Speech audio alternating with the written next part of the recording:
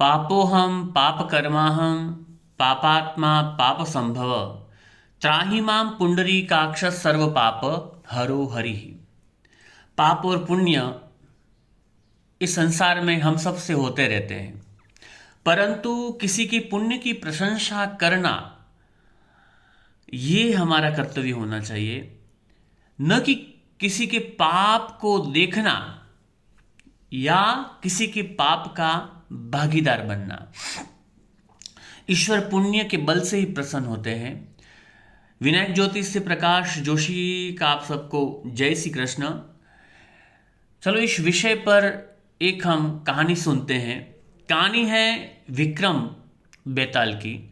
राजा विक्रम और बेताल की कथा हम सबको मालूम है। एक बार राजा विक्रम ने बेताल को अपने कंधे पर उठा के ले जा रहे थे। तब वहां से कहानी शुरू करते हैं बेताल, और विक्रम को पूछते हैं कि विक्रम, किसी नगर की एक कहानी बेताल विक्रम को बताते हैं कि पूर्व काल में एक सुयश नाम का एक राजा था और बड़ा ही धर्मात्मा था, प्रजा का प्रिय था। उसके नगर में उस राजा की बहुत ही प्रशंसा होती थी, लेकिन राजा को संतान नहीं थी, वो निसंतान था। भाग्य के बल से राजा को बहुत सालों के बाद एक पुत्र को जन्म हुआ। राजा बहुत ही खुश हुआ और नगर में ये ऐलान करवा दिया कि राजा के दरबार में सभी का भोजन रखा गया है और मिष्टान के साथ सभी राजा के दरबार में भोजन करेंगे। राजा ने आसपास के गांवों को निमंत्रण दिया कि हमारे यहाँ सबको भोजन लेना है, और राजा का खुशी का पार न था, कारण कि उसके यहाँ बहुत सालों के बाद एक पुत्र का जन्म हुआ था। कहानी यहाँ से आगे चलती है कि राजा के दरबार में ब्राह्मणों को भी भोजन का निमंत्रण दिया गया। तब सभी ब्राह्मण वहां पर भोजन के लिए बैठे। नियम के अनुसार राजा ने कहा कि पहले भूदेव ब्रह्मदेव भोजन करेंगे, फिर बाद में सबको भोजन हम परोसेंगे। हुआ ऐसा कि वहां खीर बन रही थी बहुत से बड़े भगोने में। जो खीर बन रही थी और एक चील पक्षी ऊपर से छोटे से सांप को ले जा रहा था।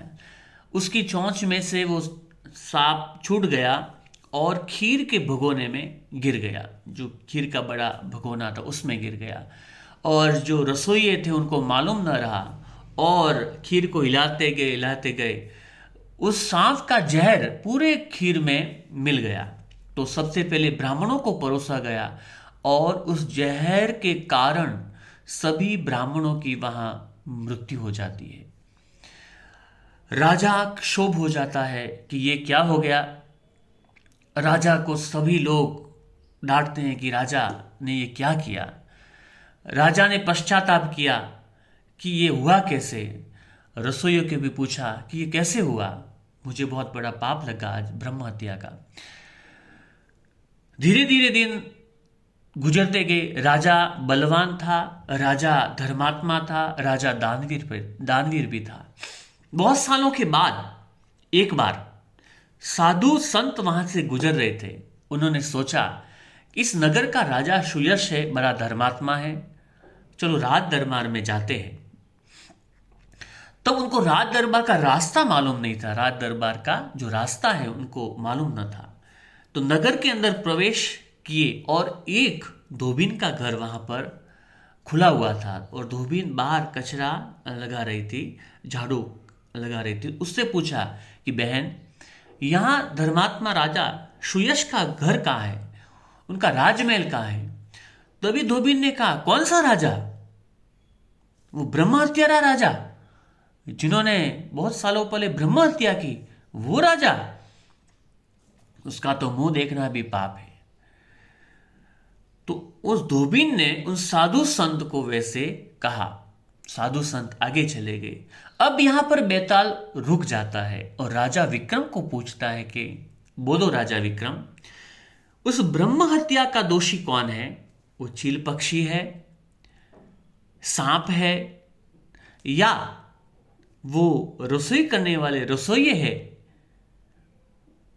या फिर वो धोबिन है। तब राजा विक्रम कहते हैं कि न तो वो चील पक्षी है और न सांप है, न रसोइये है। पाप का असली भागीदार वो धोबिन है, जिसने पाप को वापिस प्रचलित किया और पाप को देखा। और इतने सालों बाद भी उन्होंने कहा कि कौन सा राजा? वो पापी ब्रह्म हत्यारा राजा।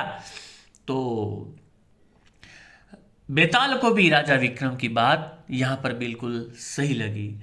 तो इस संसार के अंदर पाप का भागीदार कभी ना बने और पुण्य का हम भागीदार बने। हम पाप को ही देखते रहे, उसने ये किया, उसने वो किया। किसी का यश गान हम नहीं करते हैं। तो कोई अच्छा काम कर रहा है तो उसका यश गान पहले करना चाहिए। विनायक ज्योतिष से प्रकाश जोशी का आप सबको वंदन। चैनल को आप फॉलोइंग करते रहे, सब्सक्राइब करते रहे। श्री राधे।